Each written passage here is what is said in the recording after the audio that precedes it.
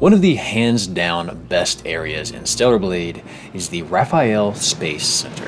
And don't worry, I'll spoil exactly zero plot of this game, but it's the base of this orbital elevator. When you first see it in the distance, you'll note the ethereal architecture, the massive industrial cables spanning for miles above the city, and a colossal spire erupting into the clouds. And because this game believes in fun, naturally you get to ride up said orbital elevator. You get to relax as this gargantuan structure peels you from Earth's surface. Of course, it's never that simple in a video game. You need an obstacle to overcome, so partway up, you have to do some work to continue your ascent. This leads you to the tower's outer wall. You open the door and are greeted with an unprotected view of the planet that you can only get in the real world by sitting on the wing of a commercial airliner. Chunks of continents are visible to you from up here. Ice-capped mountain ranges, desolate valleys, undulating oceans, somehow all at your fingertips. Your stomach drops as you dangle from your fingertips. It's very Cloud City Escape, it's very Castle in the Sky, and it blew me away. But what captivated me the most from this section was not the view from the tower, but the view of the tower. The massive support cables that seem to go on forever in both directions, the Orca logo spanning a full 4-bedroom house across the side of this thing, the miles of paneling that all had to be transported up here and installed somehow. A little bit later, once you get moving upward again, you walk over to this window and the blinds rise to reveal a breathtaking sunset painted with auroras over the horizon. It's a genuinely stunning moment and really just cements this as the coolest area in the game to me. It's beautiful. The verticality I felt here has scarcely been paralleled. This made me feel like an ant climbing a tree, and it sent me down a massive rabbit hole. What other games and what other media showcase these financially impractical yet potentially possible orbital megastructures? Are they possible? And if so, how well are they portrayed? What did they add to the gameplay? What did they add to the vibes? Do they make for a good plot device? What is it about them that simultaneously fills me with fascination? And is that a hint of dread? Fear? Because you see, folks, I might have found a new obsession. I'm talking the warp gates in Cowboy Bebop, the giant roulette space station that uses centrifugal force to simulate gravity and make this ring world Sin City possible. I'm talking the beanstalk in Xenoblade that wraps around the entire world for some very spoilery purposes. The Citadel in Mass Effect, a mind-bending mammoth construction that sustains the life of millions. The Sun Station in Outer Wilds, where you have to treacherously spacewalk across a broken passageway as you scream around the sun at a blistering speed. There are a ton of these thundering structures that either reach into the heavens or simply reside in them, and I would like to take you on a grand tour of them today. But before we look to the stars, very quickly I want to look to the future and to today's sponsor, Boot.dev. We're going to discuss the future a lot in this video, which makes me wonder, when was the last time you thought about your future? Because if you've ever considered a career in coding or back-end development, you really need to know about Boot.dev. Using modern game design tactics, this platform teaches you back-end web development from start to finish in the Python and Go programming languages. The folks at Boot.dev want to achieve this by 1, having you actually write a ton of code because shipping projects and getting your hands dirty is the only way to genuinely learn, and 2, making sure you don't get bored. It's designed like an RPG game to keep you lost in the sauce, comfortably engaged in the material. You'll earn XP, levels, achievements, and complete quests, all while competing for a top spot on the global leaderboard, which are all things games use to make you feel like you're accomplishing something, except in this case, you will be. You'll be developing a marketable skill for your future. And look, you're a human. A program like this is only going to get you so far, which is why there is an active Boot.dev Discord community to help you if you ever get stuck on your coding journey. Hey, if you're on the fence about it, all of their content is free to read and watch in guest mode. A paid membership unlocks the interactivity in the game that goes with it, which is obviously best for you, but there's a way to dip your toes in. Go take a peek. And to do that, you can use my link in the description and use my code DarylTalksGames to get 25% off your first payment for Boot.dev. That's 25% off your first month or your first year, depending on the subscription you choose. A mega thanks to Boot.dev for the sponsor. Now back to the show. Let's say you wanted to build an orbital elevator like the one in Stellar Blade. How would you do it? Like really take yourself through that. What would be your first step? How would you deal with the Kármán line, the rough boundary about 60 miles above sea level that separates Earth's atmosphere and outer space? You know, where gravity gets a little lazy. If you could get up that high and even into space, how would you protect the folks or the robots building it from space debris? Where a little lost to garbage from that construction, something the size of a bolt or a screw once caught in orbit and speeding around the planet would land with all the force of a falling anvil. Building Legos is fun. Do you think you could do it going 17,000 miles per hour? Because that is how fast the International Space Station is currently moving around the Earth, and that is how fast it was moving as it was being built. There's this tremendous video by Jared Owen that explains how it was done. One piece was launched and placed into orbit, and piece by piece, a rocket had to catch up to it, match its velocity, and slowly over the course of days, use a robotic arm to line up the next segment, all while traveling at a speed that sees the station fully circle the Earth every 90 minutes. In zero gravity. Why aren't people more astounded by this? I bring all of this up because, you know, usually when the story opens in a game or a movie, these giant space things are already built and we're right into the action. And even if they are still under construction, it's just to illustrate how much time has passed. But rarely do we get to appreciate the beauty and thrill of the process of building it. Because if this is the work that it took to build the International Space Station, it is an overwhelming prospect to build something like this the same way. One of the most fascinating structures you'll find in science fiction is the Dyson Sphere, a cage for stars that is theoretically possible since it's just connected satellite solar panels. The idea is you put these devices into orbit, and because they have a front row seat to all of that sunlight, it draws a ton of renewable energy. But when you consider that our sun is over 1 million times the size of Earth and that any such structure would be bigger than our planet, it hits you that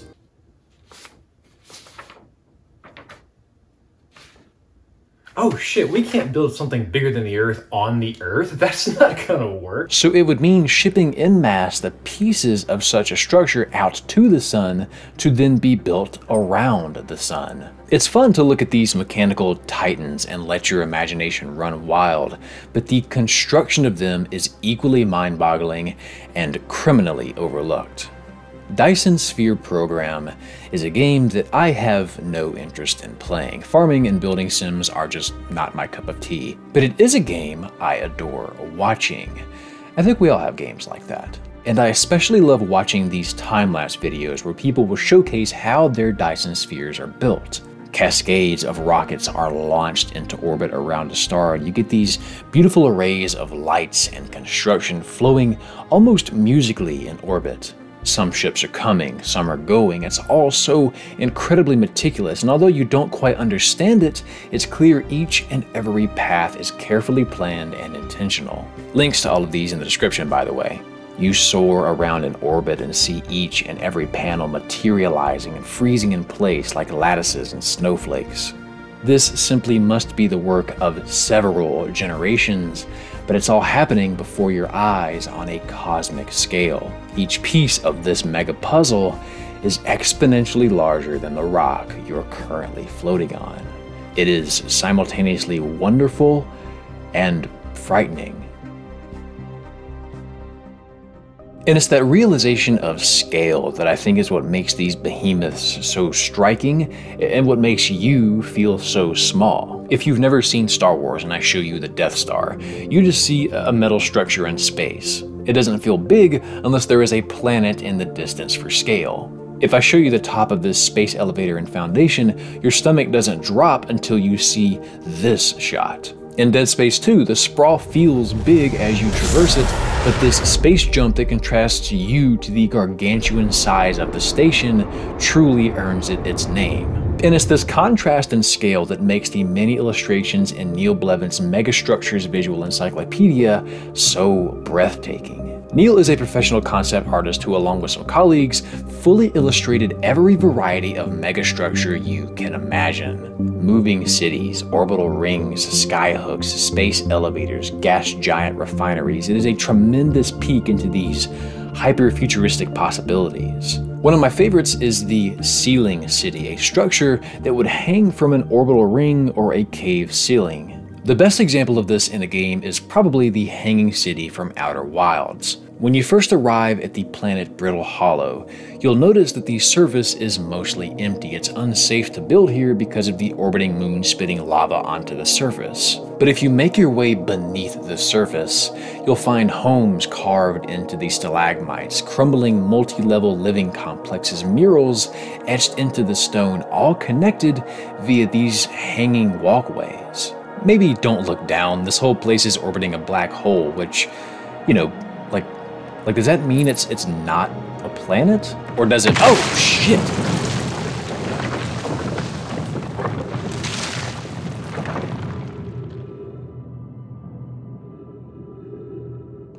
You know, I can't imagine why no one lives here anymore. This is easily one of the coolest locations to explore in any game ever, and it makes you wonder why more games don't expound upon the whole hanging city idea. My favorite example has to be the Hanging Edge, your first stop in Final Fantasy XIII. It's this swirling, bustling tangle of suspended roads, cables, and neon lights. Metal chandeliers holding entire districts of people dangle from some gargantuan frame up high above an abyss of God only knows what down below. 13 doesn't make use of this area in the gameplay near as well as Outer Wilds does, but the imagination of this section is off the charts. The same can be said of the Tower and Nier Automata, a grandiose expanse of impossible architecture hanging from some unseen tether above. To me, it's as abstract and bizarre as it is because it's meant to reflect 9S's mentality in this section of the story. And as much fun as it is to get artsy and fantastical in some of these examples, one of the things that makes Blevins' illustrations so fascinating is that they each include scientific explanations of how, in theory, each of these structures would function. Not with some abstract magical shenanigans, but with Lagrange points, magnetic fields, carbon nanotubes, hydroponic farming. It's easy to come up with these cosmic monstrosities, but I think what makes them truly remarkable is that none of them are just thrown together for aesthetics. They're all shaped and constructed the way they are because this is how science would dictate they need to be built in order to function. Take for example the Bernal sphere, which at first glance just looks like a great value Death Star. But there are no artificial gravity generators that will conveniently make this thing work like a moon-shaped apartment building with perfectly stacked floors. It's actually hollowed out, and people live on the inner walls because the force keeping your feet on the ground is centrifugal force as this thing spins in zero gravity. There's a really nice diagram illustrating how light gets in, where we would park this thing, and where it is livable since centrifugal force would be strongest here and weakest here. Imagine your property value being dependent on how heavy you are getting out of bed in the morning.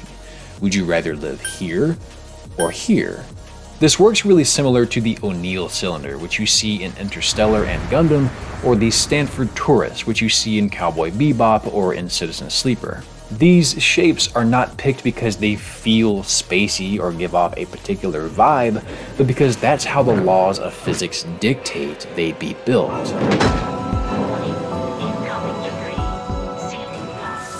So it's really nice when a piece of media takes this to heart. Castle in the Sky is by far one of my favorite animated movies. The childlike wonder of Sheeta and Pazu discovering this lush, untouched, floating haven for the first time is a moment I'll never forget. Laputa, of course, could probably never exist in reality, but just because it's pure fantasy doesn't make it any less captivating. But I also can't help but be impressed when a setting is an equal parts fantasy and function.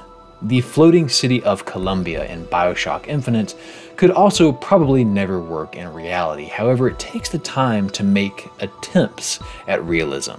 The way it's constructed feels like a consequence of limitations instead of an indulgence of imagination. Instead of just being one giant mass that would be extremely hard to keep afloat without crumbling apart, it's several floating pieces that can freely spread away from each other and move on their own. If you owned a pastry shop here and something terrible happened to the laundromat next door, you aren't attached. You wouldn't have to go down with it. Each segment can attach, separate, and reattach. Streets may be closed because the rest of the avenue is miles away right now. It's almost disorienting when you walk by a building that's somehow undulating until you remember that it's not tethered to the same ground your feet are on. There are obviously creative liberties taken, but like the International Space Station, each piece could have been put up here one at a time. You get the feeling as you walk through town that it kind of had to be built this way to work. Now you might notice a theme as we explore all of this. Most of these examples are places to live, housing for humans in a future where we simply run out of room on Earth, or some schmuck comes along and ruins the planet with one of 1,000 science fiction methods. But if we could just dial this back down to Earth a bit, I'd like to ask you, before we attempt a space colony, what would be the first step to adding housing to the Earth itself? What would be the first megastructure we tried building here? And as it turns out, this was a question proposed quite a bit in Japan after the Second World War. In what became known as the Japanese economic miracle, the country experienced an unprecedented industrial boom that saw Japan become the world's second largest economy behind the United States. And as you can imagine, this meant a staggering influx of people to the already most densely populated areas like Tokyo and Yokohama. And because there is only so much out you can build along Japan's coast, naturally they chose to build up, which is why Tokyo's skyline now features over 160 skyscrapers. And skyscrapers are cool, if we could just take a second to appreciate that. Like, my goodness, we've spent so much time talking about all these hypothetical and fictional structures that we truly should celebrate these modern miracles that have actually been built, you know? Like, here's one for you. This is the Burj Khalifa in Dubai, the tallest man-made structure on planet Earth. Here's a view from the very tippy top. My gosh, look at all of those little sky wipers and the cars. Oh, the people, they look like ants. Okay, enough of that. This is the Tokyo Tower of Babel, with the Burj Khalifa for scale.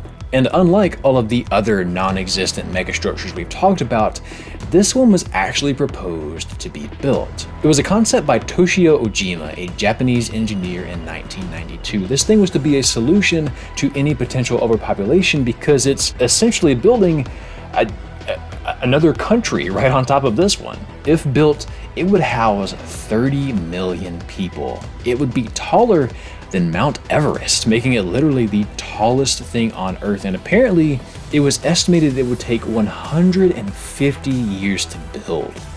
Do you think it would have had an Arby's? I could tell you the estimated financial cost to build this thing, but let's just say it's almost cheaper to just play Magic the Gathering than ever attempt this. If we wanted to get even more absurd, imagine a timeline where Elon Musk watched up because he was bored instead of buying Twitter. If you do, you get the Analemma Tower, a very real, very proposed project by the New York-based Clouds Architecture Office. It is a hanging tower that orbits the Earth, giving you an ever-changing view from your apartment. How does it do this? Well, the building is being pulled to Earth via gravity, of course, but its tether in orbit is being pulled away from Earth with centrifugal force, creating this almost magical counterbalance where it's suspended in air by equal opposing forces. What is it counterbalanced with, you ask?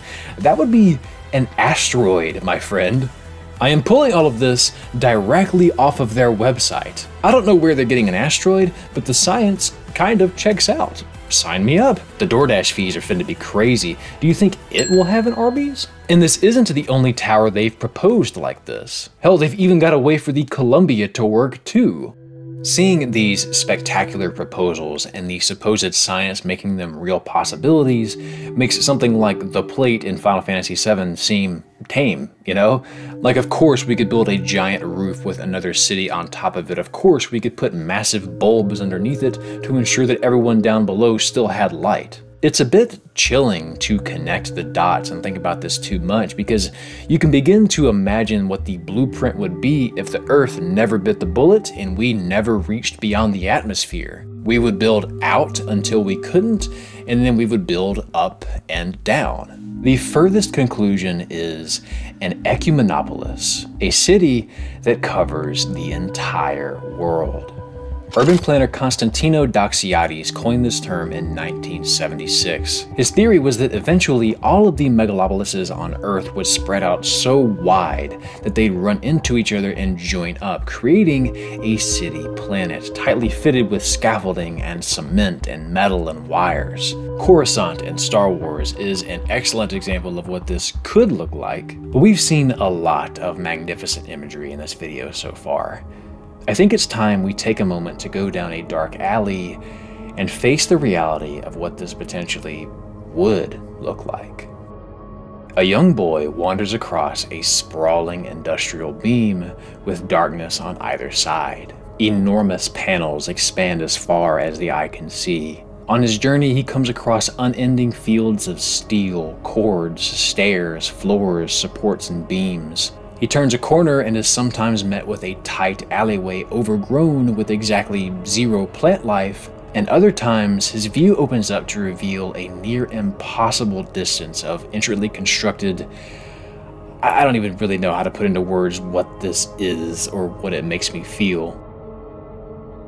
The boy decides to take a seat next to a friend. He pulls out a heavily worn book and reads a clearly very dated text. When the cold, quiet land became bright, man's shadow was cast upon yon distant hill. And you get the feeling that this passage is a piece on humanity's influence on the planet, a foreboding warning of when mankind's reach exceeds its conscience. But then the boy simply asks, "What is land?" These are panels taken from a manga called Blame, the work of artist Tsutomu Nihei. Nihei originally worked in construction, toyed with becoming an architect, and ended up as a manga artist because, in his words, he wanted to draw things that don't exist in the real world. In that effort, I think he succeeded. Which is why none of these chapters contain an Arby's. Yet. I'm still in the middle of reading this. But Blame is a hauntingly bleak look at what our world might become if 1. The overpopulation issue ever reached a critical mass, 2. We decided to endlessly build here for generations, and 3.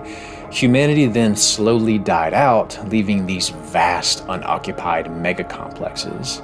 Orbital structures look massive because there is always a planet for reference, but this place is massive because there is no planetary reference. You can only see this place from the inside. It's impossible to zoom out and grasp this whole thing, which is what gives it this uncanny, inescapable feeling.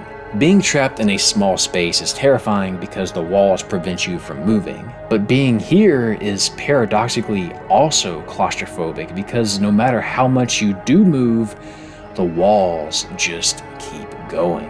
This cosmic jungle gym simply doesn't end. Humanity has been trapped here for generations, as evidenced by the fact that land is no longer a word in our vocabulary.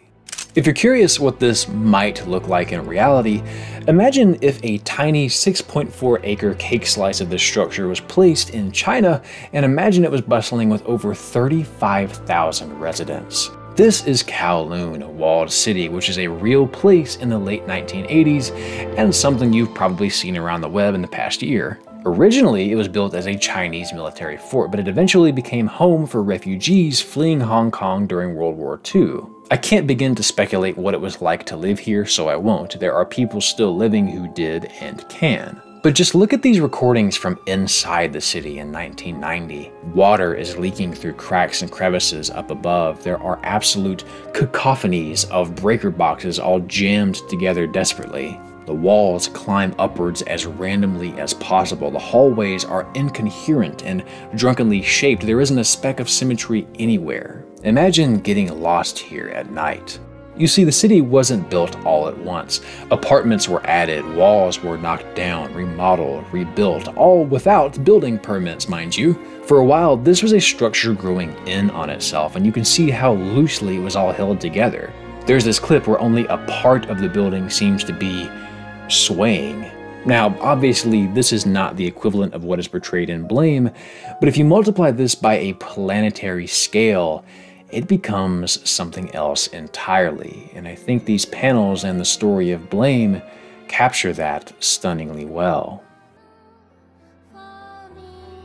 We've talked a lot about these structures today. They've been fascinating, inspiring, absurd yet somehow logical. We've talked about what it would take to build them, what it would be like to live in them, what they could and couldn't ever possibly look like. But what we haven't talked about yet, amongst all of that wonder, is the cost. And I don't mean the monetary one.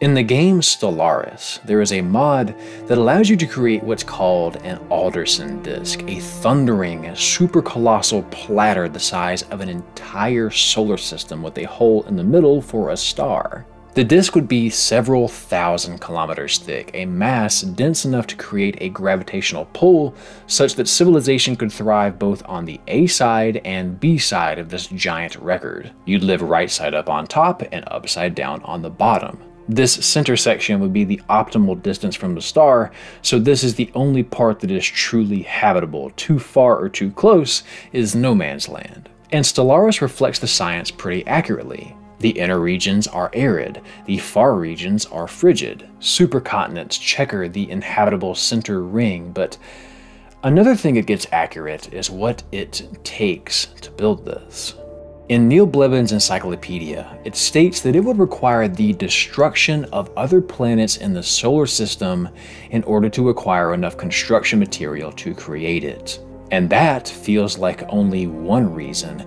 It only makes sense that we can't have other planets occupying this space and potentially crashing into the disk as they orbit this star. And this is something you'll actually have to do in Stellaris.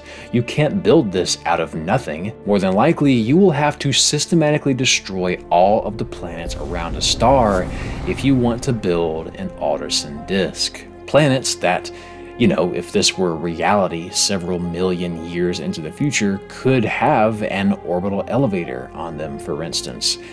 Imagine a time when something that incredible is obsolete and in the way. Imagine that cable being severed at the top and wrapping around the planet as it spins on its axis like in Foundation. Imagine the cable is cut at the bottom like in Halo and you see it float into the sky and exit the atmosphere as the tether in space pulls it from the planet. Imagine the plate actually dropping and watching fire fall from the sky because this entire space is better used for something new. Imagine the horizon lighting up as an entire colony descends to the surface like in Gundam, so that the Earth can become material for this new cosmic solution to overpopulation. It's really no different than demolishing an old neighborhood for a shopping center, just on a galactic scale. Everything becomes obsolete, everything is eventually abandoned, everything, despite what it meant or how incredible of a feat it was at the time it was constructed, eventually all becomes garbage. Even planets eventually become parking lots. Which brings us to the last structure I want to talk about today. It is not spectacular, it is not mind-bending, it is not mega anything, but it is probably the one that means the most to you. A house. This is a scene from A Ghost Story, a short little film that I think perfectly illustrates what it is about these colossal feats of engineering that fills us with both wonder and dread. I do have to talk about the story just a bit, but I won't spoil the end or any dialogue. It is well worth a watch, even if you don't skip this part. A man and woman are living in this house. There is nothing really remarkable about it, except that it is theirs. They're together. That's all that really seems to matter. But before we really get a chance to know them that well, Very early in the film, the man passes away tragically. The vast majority of a ghost story is told from the perspective of the man's lingering spirit. He makes his way home from the morgue and watches his wife grieve in some truly heart-wrenching scenes. You get these long, uncomfortable shots of him watching her silently gorge herself on pie to soothe the overwhelming cascade of rage and sorrow and loss. But eventually, as people do, she moves on. She leaves this house. But as the man discovers, he cannot follow. His spirit is chained to this old structure and what it meant to him. And the latter half of the movie is spent showing the seasons pass as new families move in. Their pictures go up on the walls, their dishes fill the cabinets, their friends come over to visit. Strangers pile into a space that was once sacred to him from a lifetime that he can now barely remember. Years pass. The house is old now, it's empty, it's heavily in need of renovation, but it's not selling, so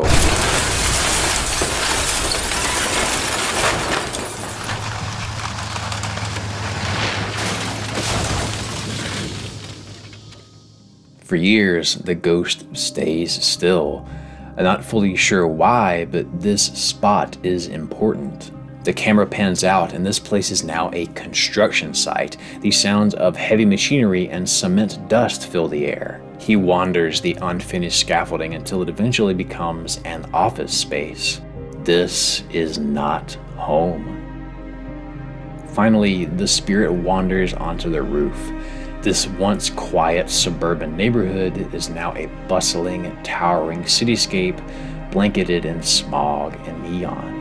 The place he once called home, now dust in the wind. The world has moved on without him. In the trailer for A Ghost Story, Richard Lawson of Vanity Fair calls this film a meditative poem about the enormity of time. And it is certainly that. But to me, this film is less about time and more about acceptance. I think what makes this story so heart-wrenching is not that the man dies, that his wife eventually moves on, or that one day people would build on the property. All of these are things that people do, things that we all understand and accept, things that people have been doing well before you or I took our first breath. To me, the sorrow resides in the fact that all these things change and he doesn't. He's tethered to a moment in time, forever cursed to see it be destroyed and rebuilt over and over again by people who do not share the same memories he does. A Ghost Story is a fable about moving on. To me, it's an extreme illustration of the pang of sorrow you feel when you drive past the elementary school you went to in your hometown, only to find that a shiny new apartment complex has been built in its place. Those days are gone. And I think to a certain extent, megastructures represent the furthest conclusion of that particular form of sadness. That one day, everything about the world we have laughed and loved and cried in will be renovated on a colossal scale. Spinning space colonies and bustling planet-wide cities and breathtaking orbital elevators and galactic parking garages will come at the expense of what we once called home. And yet, you can't help but still be amazed at the thought of that view. Your mind still gawks at the idea of living on the top floor of a Tower of Babel. Your heart still flutters at the prospect of living in a hanging city, even if it means absurd shipping costs. I know I'm getting pretty sentimental here, but I think megastructures like these capture the imagination because they paint a picture of a future that you will never see because you will be long dead, yet somehow still make you feel so alive. They make the future seem warm and beautiful while simultaneously reminding us of our impermanence. Because it's not just office buildings and parking garages that will be built on our graves, but towering launch loops and megatall skyscrapers. The wonder and promise for future generations in these incredible feats of innovation help us come to grips with our own demise and release us from those tethers keeping us stuck to the past. The places we love will one day be gone, but that doesn't mean we never existed. Closure is knowing that we will never live in the Analemma Tower. We will never walk the streets of a Bernal Sphere or sit at a blackjack table in orbital Las Vegas, but that our great-great-great-grandchildren will. There is hope that instead of a world like this, they will laugh in the streets of a city in the sky. They'll have Arby's be delivered to them via drone. They will take an elevator to space. The possibility of that bright future is what tickles the imagination and ignites the soul.